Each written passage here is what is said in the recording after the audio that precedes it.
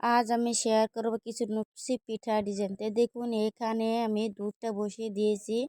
তো এখানে দিয়ে দিলাম চালের গুঁড়ো, স্বাদ মতো লবণ, নারকেল কুড়ানো। তো এগুলো দিয়ে নেড়ে চেড়ে দিয়ে দেব গুড়। তো গুড়টা এভাবে নেড়ে চেড়ে গালিয়ে নেব। তো দেখুন গুড়টা মিশে গেছে। তো আমার ক্ষীরটা দেখুন রেডি হয়ে গেছে। এখন আমি ক্ষীরটা একটি পাত্রে ঢেলে নেব। তো দেখুন ঢেলে নিয়েছি আমি। এগুলো একটু ঠান্ডা করতে দেব। আমি চলে যাব এখন চালের গুঁড়ি সিদ্ধ করতে। তো দেখুন আমার চালের গুঁড়ি সিদ্ধ হয়ে গেছে, আমি যাব পিঠাগুলো বানাতে।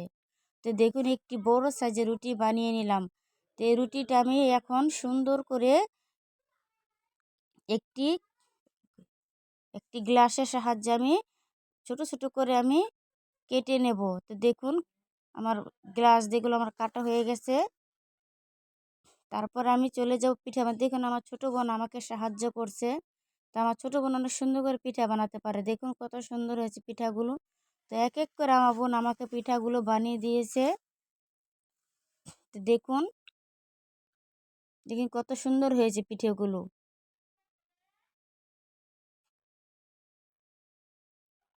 দেখুন কত সুন্দর লাগতেছে পিঠাগুলো।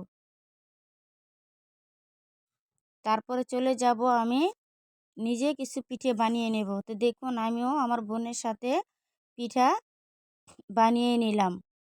দেখুন তো আমার পিঠা তো সুন্দর হয় না, তারপর আমি চেষ্টা করছি ভালো করে বানানোর জন্য।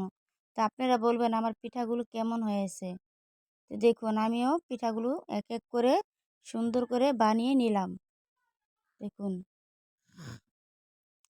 আমি এখন আরেকটি পিঠা বানাতে যাব। এই পিঠাটা একটু অন্যরকম করে আমি নকশি করে বানিয়ে নেব কাঁটা চামচের সাহায্যে। দেখুন আমি কাঁটা চামচ দিয়ে নকশা করতেছি। দেখুন কত সুন্দর হয়েছে। আমি তারপরে চলে যাব আরেকটি পিঠা বানাতে। দেখুন এটা একটু অন্য ডিজাইন, একটু ফ্লাওয়ারের মতো।